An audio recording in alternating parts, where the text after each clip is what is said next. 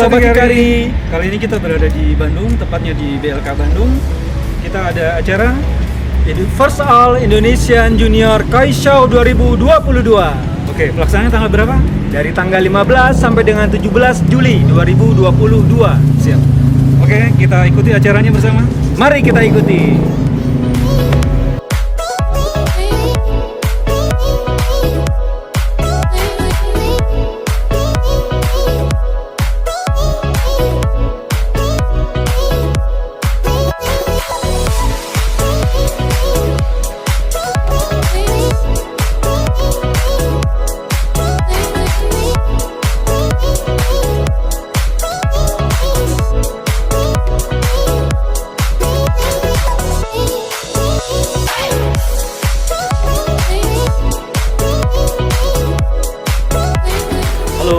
Salam Sobat Hikari, selamat siang. Saat ini kami berada di BLK Bandung, tepatnya di acara Koi Show 2002, kontes koi pameran 15 sampai 17 Juli 2002. Tempatnya di BLK Lembang. Pada hari ini bersama saya Mas Deki dari Bagong Koi. Ya. Beliau berada di jauh-jauh dari Malang ke Bandung. Tentunya ada tujuan tersendiri beliau berada di Bandung. Nah, untuk lebih jauhnya mungkin Mas Deki bisa memperkenalkan diri. Silakan.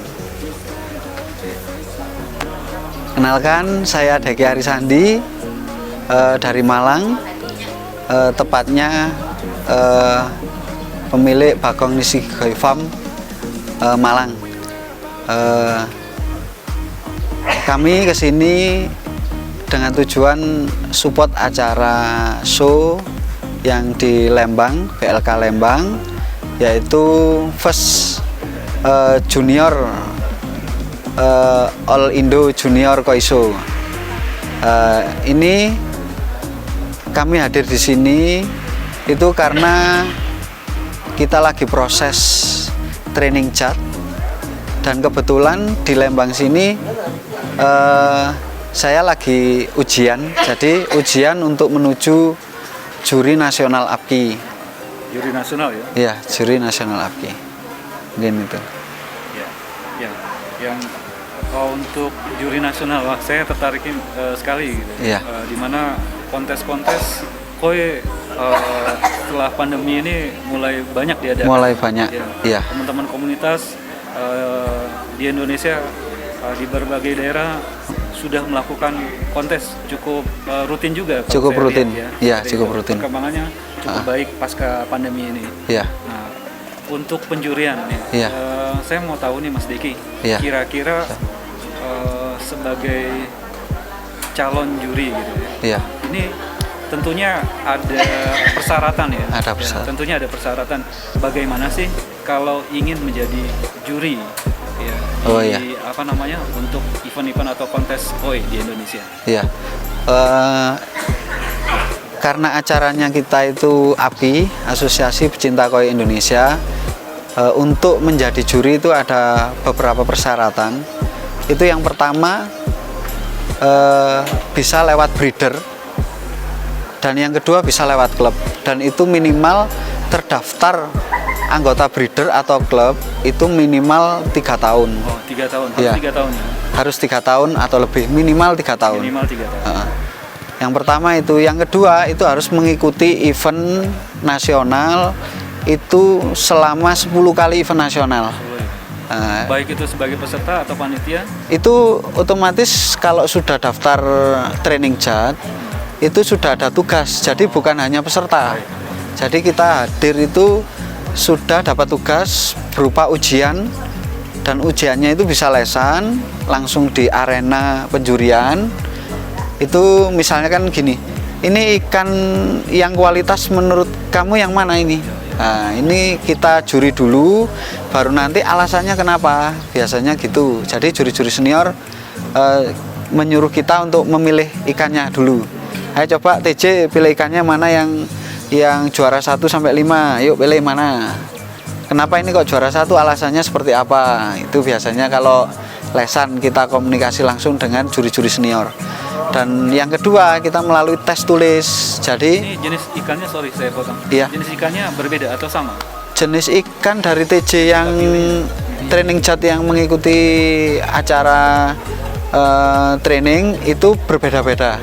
Jadi dikasih, setiap orang dikasih map sendiri-sendiri untuk menjuri sendiri-sendiri. Habis itu nanti dicocokkan dengan hasil penjurian resmi oleh juri-juri itu.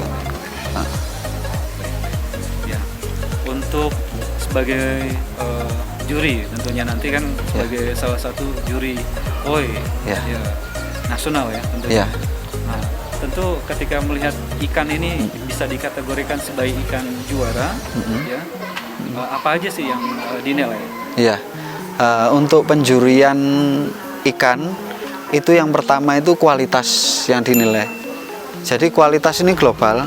Kalau diurutkan termasuk bodinya ya minimal kalau orang-orang bilang itu seperti torpedo. Jadi berisi semua. Walaupun agak simpel ikannya, tapi kalau bodinya seperti torpedo seperti itu ikan kelihatan lebih wah gitu. Apalagi didukung dengan pattern yang bagus, kualitas warna. Jadi masalah kualitas itu ada di body, ada di warna. Jadi warna itu apa sih Mas? Kualitas warna itu dibagi macam-macam. Mulai ketebalan warnanya, mulai rata tidaknya warnanya. Jadi mulai dari depan sampai belakang itu warnanya sama. Jadi kadang yang sering itu di kepala dia lebih tajam, ternyata di badan dia lebih orange. Nah, ini ada perbedaan. Jadi ketebalan warna, ratanya warna, habis itu batas warna. Jadi jelas antara merah sama hitam sama putih itu. Jadi warna ada 3, ada merah, hitam sama putih. Dan itu lebih lagi ke warna putih. Karena kalau warna putih itu ikan kelihatan lebih shining. Kalau dilihat itu langsung wow, ikannya shining banget. Jadi body penting, kualitas warna, ketebalan warna, habis itu ratanya warna, batas antar warna itu penting. Dan juga yang faktor pendukung, polanya juga. Iya, faktor pendukung itu pola warna. Jadi kalau pola warna di ikan koi itu harus genap, mulai dari kepala harus ada, tengah dan bagian belakang. Iya, itu seimbang ataupun berpola unik atau apa bebas. Jadi ini faktor pendukung. Kalau pola warna faktor pendukung. Iya. Oh ya Mas. Nah, untuk bobotnya sendiri itu bagaimana penilaian ikan ini bagus atau tidak, layak jadi juara atau tidak? Nah, untuk layak jadi juara atau tidak tergantung lawan yang ada di arena. Tapi minimal kalau body sudah masuk, kualitasnya tadi sudah masuk, kualitas dalam arti tadi pola warna, ketebalan, ratanya, batas warnanya sudah masuk, itu kemungkinan besar ikan-ikan yang juara itu punya persyaratan yang seperti itu. Memenuhi syarat seperti itu. Memenuhi syarat seperti itu. Kadang ada yang bodinya bagus banget, tapi kualitas warnanya dia kurang. Nah, untuk penjurian itu overall. Jadi nggak tergantung hanya di body saja, tapi semuanya. Misalkan si A dengan body yang nilainya kalah dengan si B, bodinya lebih bagus. Tapi si A ini punya kualitas warna, batasnya warna bagus, ketebalan warna bagus, pola warna juga bagus. Ini bisa mengalahkan ikan yang dengan body yang lebih bagus, tapi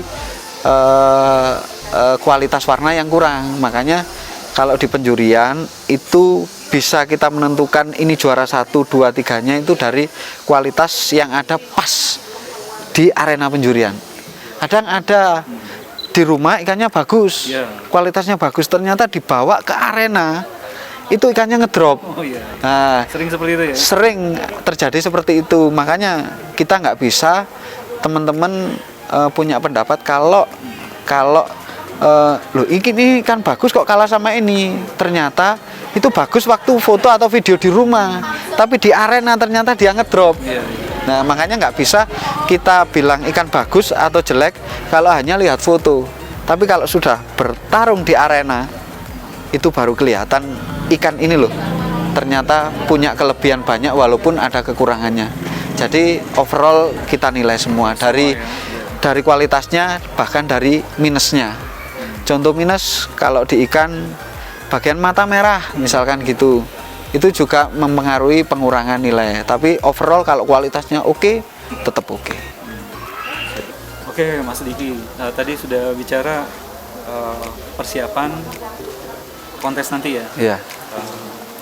Jadi pakannya tuh harus bagaimana agar ikan kita siap banget saat kontes nanti, ikan jadi juara lah, seperti itu. Nah, ini untuk tips kita keeping kontes. Jadi kita mempersiapkan ikan-ikan untuk kita ikutkan di acara kontes baik itu lokal maupun nasional. Itu syaratnya apa saja? Yang jelas kita harus pinter keeping ikan. Jadi yang harus kita siapkan salah satunya adalah tempat keeping. Ya, tempat keeping bisa dengan kolam kita yang ada di rumah.